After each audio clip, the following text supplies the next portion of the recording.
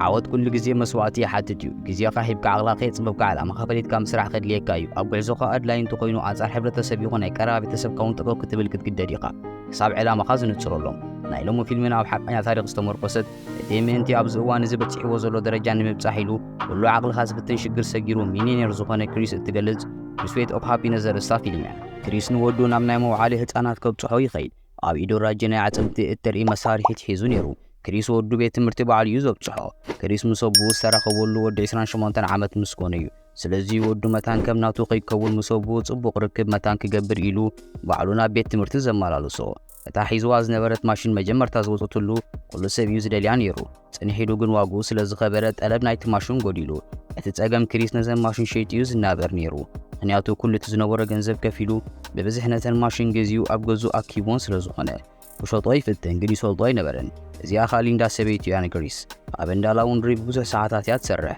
ክሪስ ኣብ ስራሕ መፅዩ ንወዶም ካብ ቤት ትምህርቲ ኸይዳ ከተምፅኦ ይነግራ ንሱ ስለ ደይጥዕሞ ሊንዳ ግን መጀመርታ ናይ ገዛ ኽራይን ግብርን ዝኽፈል ገንዘብ ከም ዘለዎ ትነግሮ ክሪስ ካ ዝኾነ ነገር ከገብር ኢሉ ገዲፍዋ ይኸይድ ደገ ምስ ወፀኻ መኪኑ ዘይተኸፍለ ግብሪ ስለ ዘለዋ ፖሊስ መፅኦም ይወስድዋ ክሪስ መነባብሮ ብጣዕሚ ይኸብዶ بقطبا እናተዳኸመ ይኸይድ ሊንዳ ሰበይቱ ኻ ኩሉ ግዜ ብዛዕባ ግብርና ዘከር ተጨንቆ ኮሚሉ ኮሎ ናይ ሕልሚ መኪኑ ኣብ መንገዲ ይራ እቲ ሒዝዋ ዝነበረ ከመይ ጌርካ ገዚእካያ እዚኣ ብጣዕሚ ክብርቲ ይብሎ ኣብዚ ዓቢ ካምፓኒ ይሰርሕ ከምዚያ መኪና ክትገዝእ ተደሊኻ ኣብ ቁፅርን ምስ ሰብ ዘለካ ኣዘራርባ ንፉዕ ክትከውን ኣለካ ይብሎ ዝኾነ ናይ ላዕለዋይ ደረጃ ትምህርቲ ከምዚ የድልየካ እውን ይነግሮ ክሪስ እቲ ሓሳብ ብጣዕሚ ደስ ብሎ ምክንያቱ ምስ ሰብ ናይ ምዝራብ ቁፅርታት ናይ መሓዝን ብቕዓት ስለ ዘለዎ ናብ ገዝኡ ኸይዱ ንሊንዳ እቲ ሓሳብ ይነግራ ንሳ ግን ጠፈረኛ ምስራሕ ይሕሸካ ኢላ ትላጎፀሉ ሽዑ ትብሎ ዝኽፈል ገዛ ኽራይን ግብርን ኣለና ንስኻ ኻ ኩሉ ገንዘብና ኣብዛ ማሽን ወዲእኻ ኢኻ ተዝሓሸ ንዓይን ሸጥካ ገንዘብ ከተምፅኡ ዘለካ ኣነ 24 ሰዓት ሰሪሐ ደኺመ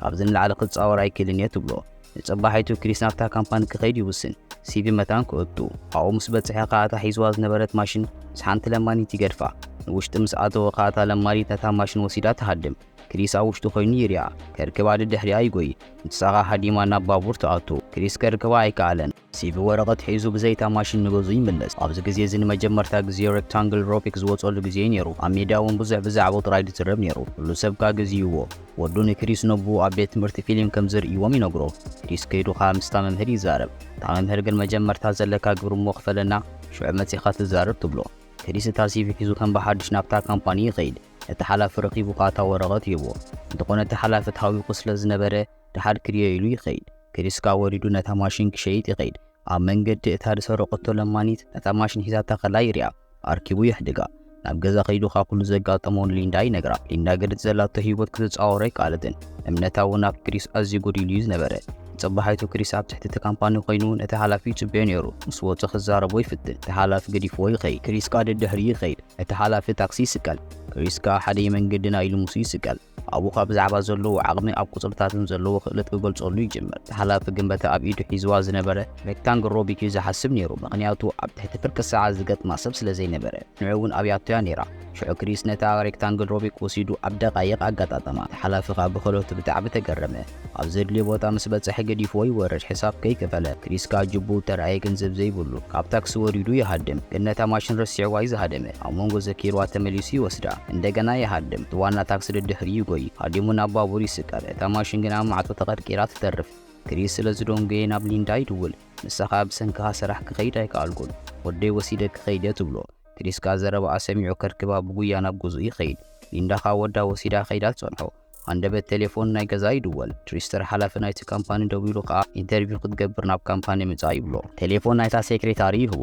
ክሪስ ካ ቢሮ ስለ ድሰኣነ ነተን ቁፅርታት የፅድዐን ብጉያ ናብ ኣብ ጥቕኦም ዘሎ ድኳን ከይዱ ኸኣ ነቲ ቁፅሪ ኣብ ወረቐት ይፅሕፎ ክሪስ ወዱ ከምፅእ ኢሉ ናብ ቤት ትምህርቲ ይኸይድ ኣብኡ ኸኣ ንሊንዳ ይረኽባ ወደይ ኣይትወስድዮን ኢኺ ምሳዩ ዝነብር ይብላ ክልቲኦም ካ ኣብ ጎደና ይባእሱ ወዱ ወሲዱ ኸኣ ክሪስ ንገዝኡ ይኸይድ ዋና ገዛ መፂኡ ከውፅኦም ይደሊ ናይ 2 ወርሒ ገዛ ኸራይ ስለ ዘይከፈሉ ንክሪስ ካ ይብሎ ዝገዛ ክለቕልቆ ስለ ዝኾንኩ ሕጂ ውፃ ይብሎ ክሪስ ካ ባዕለይ ክለቕልቆ እሞ ቁሩብ ክፀንሕ ክደፈኒ ይብሎ እቲ ዋና ገዛኻ ናይ ሰሙን ዕድል ይህቦ ክሪስ ካ ብራሽ ሒዙ ክለቕልቕ ይጅምር አንደበት ግን ማዕጾ ይኩሕቋዕ ምስ ከፈተኻ ፖሊስ ይሰንሖ እዞም ፖሊስ ካ ሒዞሞ ናብ እንዳ ፖሊስ ይወስድዎ ኣብኡ ኸኣ ዘለዎ መቕፃዕቲ ብቸክ ይኸፍል እቲ ቸግን ገንዘብ ከም ዘለዎ ክረጋገጽ ስለ ዘለዎ ክሳብ ጽባሕ ንግሆ ኣብዚ ክትሓድር ኢኻ ኢሎም ይሕድርዎ። ናብ ሊንዳ ደው ኢሉ ከዓ ኣብ እንዳ ፖሊስ ሓዲረ ስለ ዘሎ ነቲ ቆልዓ ክትሪኦ ይነግራ። ቅድሚ ኢንተርቪው ብርብዕ ሰዓት ክሪስ ካብ ቤት ማሰርቲ ይወፅእ ከም ዘለዎ ነቲ ቦያ ተጸይቑ ዘሎ ክዳኑ ከይቀየረ ብጉያ ናብቲ ካምፓኒ ይኸይድ።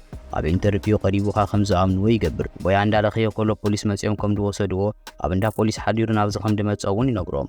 ትሪስተር ከዓ ይሕጉዞ። እቶም ኮሚቴ ከዓ ተሰማሚዖም ነቲ ዕድል ይህብዎ። ግን ብዘይ ደሞዝ ናይ 6 ወርሒ ኮርስ ከም ዝኾነ ካብቶም ኣብቲ ኮርስ ኣትዮም ዘለዉ 20 ሰባት ሓደ ሰብ ጥራይ እዩ ስራሕ ዝረክብ። ክሪስ ነዚ ምስ ፈለጠ ተስፋ ቆሪጹ ክጎድፎ ይሓስብ። ትሪስተር መጺኡ ከዓ ተስፋ ከይቆረጸ ነኺሱ ክቅጽል ከም ዘለዎ ይነግሮ። እስኪ ሕሰብዎ 6 ወርሒ ብዘይ ደሞዝ ጸኒሑ ከይኣክል ነቲ ስራሕ ይረክቦ ዶ ሕስነት የብሉን። እዚ 6 ወርሒ ክጸንሕ እንተኮይኑ ናይ ግድነተን ማሽን ክሸጠን ኣለዎ። ክሪስ ዓቕሉ ብጣዕሚ ይጸቦ። ድሕሪ ብዙሕ ምሕሳብ ግን ኣብቲ ኮርስ ክኣቱ ይውስን። ህይወት ግን መሊሳ ትብርትዖ። ሊንዳ ኣብ ኒውዮርክ ስራሕ ስለ ዝረኸበት ክትከይድ ትውስን። ክሪስ ከዓ ወደይ ምሳዩ ዝተርፍ ይብላ። ፀባሓይታ ክሪስ ወዲ ሒዙ ናብ ሆቴል ይኸይድ። ተዘኸራይ ክኸፍል ስለ ዘይከኣለ ኣብኡ ከዓ ንወዱ መታን ክዘናጋዕ ባስኬት የጻውቶ። እቶም ማሽን ክሸጡ ከዓ ይኸዱ። ወዱ ከዓ ንምንታይ ኣብ ሆቴል ደቂስና ኢሉ ይሓቶ። ክሪስ ከዓ ጽቡቕ ስራሕ ስለ ዝረኸብኩ ይብሎ። ኣብ መንገዲ ወዱ ሓንቲ ጆክ ይነግሮ። ሓደ ሰብ በይኑ ኣብ ማእከል ባሕሪ እንዳተሓለ ከሎ ሓንቲ መርከብ ትመጾ። ከነድሕነካ ይብልዎ። ድሓን ኪዱ ፈጣሪ ከድሕነኒ ይብሎ። እንደገና ካልአይቲ መርከብ ትመጾ። ከነድሕነካ ይብልዎ። ፈጣሪ ከድሕነኒ ይብሎም። ብድሕሪኡ ጥሒሉ ይመውት። ኣብ ገነት ምስ ኣተወ ቃኒ ፈጣሪ እንታይ ኮይንካ ዘየድሓንካኒ ይብሎ። ፈጣሪ ከዓ ተዓሻ ክልተ መርከብ እኮ ሰዲደልካ በሎ ኢሉ ይዕልሎ። ክሪስ ከዓ ሓንቲ ማሽን ሸይጡ ነቲ ኮርስ ጀሚርዎ። በብቑሩብ እቲ ስራሕ ክርድኦ ይጅምር። ከጽንዕዎ መጽሓፍቲ ይዕደሎም። ኣብ መንጎ ናይ ደቃይቕ ዕረፍቲ ዝኾነ ክበልዕ ኢሉ ናብ ታሕቲ ይወርድ። ነታ ኣብ ባቡር ዝወደቐቶ ማሽን ምስ ሓደ ጽሉል ይርያ። ክርክቦ ኢሉ ከዓ ይጎይ። ዝኾነ ሓደጋ ገይሩ ይወድቕ። ሓንቲ እግሪ ናይ ጫሙ ትጠፍኦ። ስኢንዎ ናብ ካምፓኒ ይምለስ። ኩሎም ከዓ ይስሕቁሉ። ኣብ ስራሕ ክሪስ እቶም ብጾቱ ኣብ 9 ሰዓት ዝውድእዎ ንሱ ኣብ 4 ሰዓት እዩ ዝውድኦ ዝነበረ። ምክንያቱ ግዜ ስለ ዘይነበሮ ናብ ወዱ ከይዱ ደሃዩ ይገብር። መሊሱ ነታይ ማሽን ይሸጠን ስለ ዝነበረ ትዛሕርቐካ ግን እቲ ናይ ቀረባ ሓላፊኡ ንክሪስ ከም ሰራሕተኛ እዩ ዝርዮ ነይሩ። ዋላ ሻሂ እንተደልዩ ንክሪስ እዩ ዝልእኮ። ሓደ መዓልቲ ክሪስ ቆፀራ ምስ ሓደ ሃብታም ሰብ ይሕዝ። እንተኾነ ግን እቲ ናይ ቀረባ ሓላፊኡ መኪኑ ክዕሽገሉ ይነግሮ። ክሪስ ከዓ ወሪዱ ክዕሽጋ ይኸይድ። እታ መኪና ኣብ ጌጋ መንገዲ ደው ኢላ ስለ ዝነበረት መቕጻዕቲ ይጸንሓ። ክሪስ ከዓ ካብ ዘይብሉ ይኸፍለሉ። ኣብኡ ስለ ዝደንግየ ከዓ እቲ ናይቲ ሃብታም ሰብ ቆፀራ ተሓልፎ። ክሪስ ግን ተስፋ ከይቆረፀ ካልኣይ ግዜ ቆፀራ ንኽረክብ ናብቲ ሃብታም ሰብ ገዛ ይኸይድ። ኣብኡ ከዓ እንታይ ኮይኑ ቆፀራ ከም ዝጠለመ ዘጋጥሞ ይነግሮ። እቲ ሰብኣይ ግን ግዜ የብሉን። ኩዕሾ ክሪስ ዝኸይድ ነይሩ። ክሪስ ከዓ ምሳኻ ክኸይድ እየ ኢሉ ምስቲ ሰብኣይ ብመኪኑ ናብ ፀወታ ይኸዱ። ኣብኡ ከዓ ክሪስ ብዛዕባ ካምፓኒ ጽቡቕ ጌራታ ካምፓኒ ገንዘቡ ከተስርሓሉ ከም ትኽእል ይነግሮ። ሰብኣይ ግን ብዙሕ ደስ ስለ ዘይበሎ ኣይከውንን ይብሎ። ክሪስ ህይወት ክትመዓራረየሉ ትጅምር። ኩለን እተን ማሽናት ይሸጠን። ን6 ወርሒ ዘናብሮ ገንዘብ ይሕዝ። ግን መንግስቲ ካልእ ሓሳብ እዩ ነይርዎ። ብምሉእ ኣብ ባንኪ ዝነበረ ገንዘቡ ዘይተኸፍለ ግብሪ ስለ ዝነበሮ እቲ ገንዘብ ይውሰድ። $20 ጥራይ ይጎድፍሉ። ከም ብሓድሽ ህይወት ትጽንኩሮ። ዋና ሆቴል መጺኡ ከዓ ገንዘቡ ይሓቶ። ዓቕሉ ምንጸቦ ምስ ሓደ ዓርኩ $114 ኢሉ ተባይሱ። ክሪስ ኩነታት ጸንኪርዎ ዋና ሆቴል እውን ክሰጎ እዩ። ዝኾነ መሕደሪ የብሉን። አንደበት ግን ምስ ወዱ ኣብ ጋርደን ኮፍ ኢሎም እንከለዉ ነታ ማሽን ወሲዱ ዝኸደ ጽሉል ይርዮ። እቲ ጽሉል እታ ማሽን ዘመናት ንድሕሪት ትመልሶ ስለ ዝመሰለቶ ኮፍ ኢሉ ከስርሓ ይፍትን። ክሪስ መጺኡ ከዓ ነታ ማሽን ይወስዳ። እታ ማሽን ኣጽልዩኻ ክሸጣ ይፍትን። ሒዝዋ ናብ ሓደ ሰብ ምስ ከደ ምስራሕ ተሃብዮ። ከዕርያ ኢሉ ሒዝዋ ይምለስ። ምስ ወዱ ናብቲ ሆቴል ይኸዱ። ኣብኡ ግን ዋናቱ ሆቴል ኩሉ ንብረቶም ኣብ ደገ ኣውፂኡ እቲ ማዕጾ መፍትሒ ቀይሩሉ ይጸንሖም። ወዱ ንክሪስ ኣብ ደገ ክንሓድር ኢና ኢሉ ይጭነቕ። ክሪስ ከዓ ምስ ወዱ ናብ ሓደ ዓርኩ ይኸይድ። እቲ ዓርኩ ግን ኣብ ገዛ ይጸንሖን። ክሪስ ኣማራጽ ስለ ድሰኣነ ናብ እንዳ ባቡር ይኸይድ። ኣብኡ ከዓ ኣብ ሸቓቕ ይሓድር። ኣብዛ ለይቲ ክሪስ ይዕንቱ ካብ ንብዓት ከየቋረፀ ሓዲረን። ንሱ ጥራይ ከይኣክል ዝኾነ ሰብ መጺኡ ሸቓቕ ምስ ዝጥቀም ክሪስ ወዱ መታን ድምፂ ከይሰምዕ ኢሉ ኢዱ ገይሩ የእዛኑ ይዓጽወሉ እዩ ዝነበረ። ኣብ ካልኣይ መዓልቲ ክሪስ ስርሑ ወዲኡ መሕደሪ ዝኾኖም ቦታ እንተረኸበ ይኸይድ። እንተኾነ ኩሉ እቲ ዝረኽቦ ናይ ቆልዑትን ኣንስትን መሕደሪ ጥራይ እዩ። ንሱ ከዓ ወዱ ገዲፉ ክኸይድ ኣይደልየን። ናብ ካልእ ቦታ ከይዱ ምስ ሓደ ግዳም ሓደር ኣብ ሪጋ ይበኣስ። ድሕሪ ክንደይ ባእሲ መሕደሪ ምስ ወዱ ይረክብ። ኣብ መደቀሱ ከለዉ ከዓ ኤሌክትሪክ ትጠፍኦም። ኣብኡ ከዓ ክሪስ ወዱ መታን ከይጭነቕ ኢሉ ቁርባ ኣዘናጊሑ የደቁጾ። ሽዑ ነታ ዝተበላሸወት ማሽን ከዕርያ ይፍትን። መታን ክሸጣ ክሪስ ሙሉእ ለይቲ ጠጠው ኢሉ ካብ ናይ ደገ ዝመጽእ መብራህቲ ተጠቂሙ እዩ ከጸንዕ ዝሓድር። ክሪስ ነብሱ ጸቒጡ እዩ ዝሰርሕ። ምክንያቱ ቅድሚ ሰዓት 5 መታን ክውድእ። ሽዑ ቀልጢፉ ከይዱ መሕደሪ መታን ክረክብ። ብሪጋ ስለ ዝኾነ ኩሉ ንብረቱ ሒዝዎ እዩ ዝጓዓዝ ምስኡ።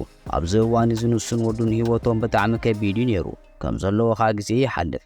ናይ ፈተና እዋን ይኣክል። ክሪስ ፎቶሩ ወዲ ወረቐቱ ነቲ ዝፍትኖም ዝነበረ ሰብ ኣረኪቡ ይወፅእ ኣብ ሊፍቲ ኻነቲ ምስኡ ዝነበረ ብጻዩ እታ ኤክስትራ ሕቶ ከባድ ነይራ ይብሎ እቲ ብጻይ ግን ከምኡ ዓይነት ሕቶ ከም ዝነበረ ኸማን ኣይረኣየን ነዚ ምስ ሰምዐኻ ብጉያ ናብቲ ፈተና ይምለስ ክሪስ ምስ ወፅእ ኣብ ደገ ሓደ ሓላፊ ናይታ ካምፓኒ $5 ሃበነስ ታክሲ ክኸፍሎ ይብሎ ክሪስካ ካብ ዘይብሉ ነተን $5 ኣውፅኡ ይህቦ ኣብዛ መዓልቲ እዚኣ ክሪስ ደንጊዩ ስለ ዝመፀ እቲ መሕደሪ መሊዩ ይጸንሖ ወዲ ሒዙኻ ናብ ሓደ ቤት መግቢ ይኸይድ ኣቡኻ ወዱ ኣደ ምስ ደቃ ይርኢ ክሪስ ናይ ግድን ገንዘብ ከምፅእ ኣለዎ ነታ ማሽን መታን ክዕርያ ከይዱ ካብ $20 ደም ይሸይድ ንእሽተይ መብራህቲ ይገዝእ ካልኣይ መዓልቲ ወዱ ይብሎ ኣደይ ብሰንከይ ከይዳ ድያ ኢሉ ይሓቶ ክሪስካ ብሰንኩ ከምዘይኮነት ባዕላ ከም ዝኸደት ይነግሮ ብድሕሪኡ ነታ ዝተበላሸወት ማሽን ይዕርያ ናብቲ ሰብኣይ ወሲዱኻ ኣብ ቅድሚኡ ፈቲኑ ይሸጠሉ ገንዘቡ ተቐቢሉኻ ይወፅእ ወዱኻ ናበይ ክንከይድና ኢሉ ይሓቶ ክሪስካ ናብ ሆቴል ኢና ይብሎ ወዱ ግን ነቲ ህይወት ስለ ዘለመዶ